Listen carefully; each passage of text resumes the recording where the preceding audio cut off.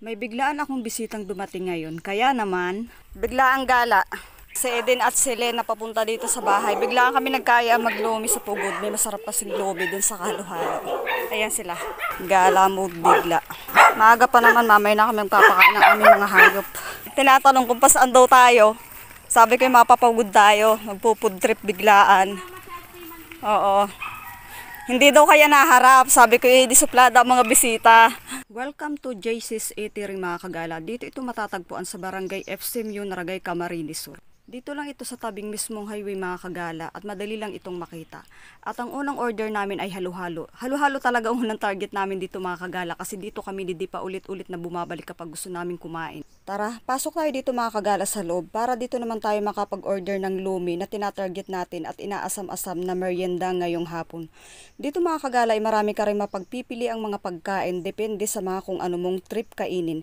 Meron ding merienda, agahan, pananghalian, gabihan at kung ano-ano pa.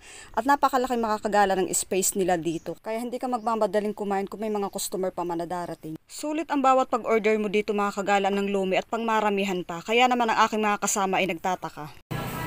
Anong lomi natin? 120. Yan yung po kakainin. Opo. Okay na sa atin yan? Marami yun. Tingnan mo. Malaki. Marami. Kala mo naman dami-dami mong kakainin. Takaw tingin lang naman. Marami na yun. Hoy, masabi ka ang dami pala. Kailangan namin kamali lang sila. At habang kami ay naghihintay ng una naming order na halo-halo, kami ay masaya muna nagkukwentuhan at kitang-kita nyo naman napakaluwag at napaka-presko ng loob niya. Kaya sulit ng inyong bayad at pagpapahinga dito mga kagala ko. At hindi rin naman nagtagal ay dumating na rin ang aming order na halo-halo. O ayan, baka naman magtaka kayo ha, baka sabihin nyo bakit hindi puno.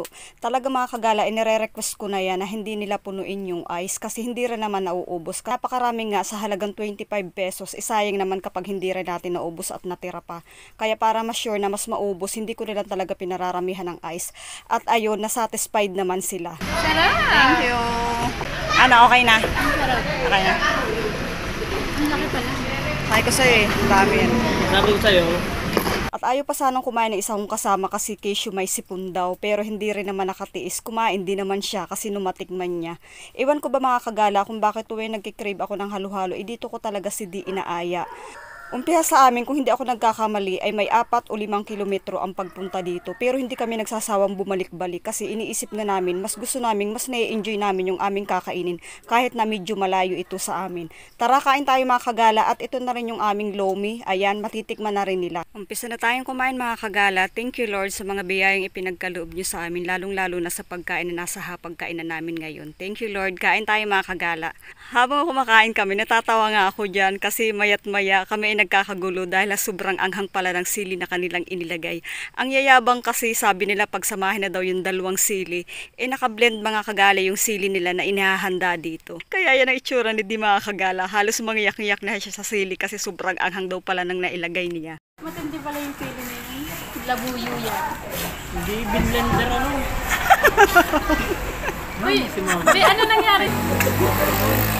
Yung iyak sa pili, ano? Yan. Uubusin kasi inuubos.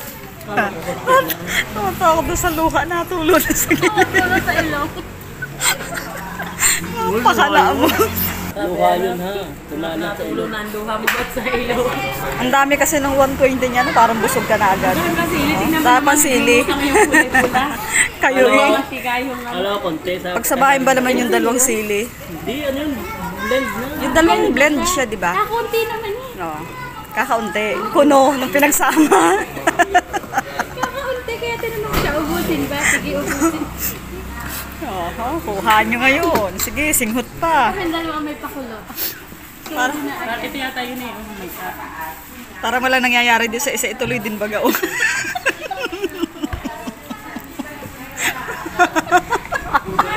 Mamaya wala rin. Para walang nangyari, ituloy-tuloy lang eh. Sarap ba dyan?